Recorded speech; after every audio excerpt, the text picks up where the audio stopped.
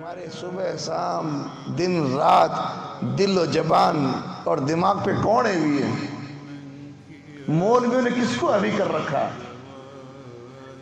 اللہ کے نیک بندوں کو ان کی کرامات، ان کی حکایات، ان کے واقعات بیان کر کر کے مسلمانوں کے دل و دماغ پہ ان کو اتنا ہیوی کر دیا کہ مسلمانوں نے ان کو اللہ کے برابر اور کئی موقعوں پر اللہ سے بڑھ کر ان کو چاہنے لگے.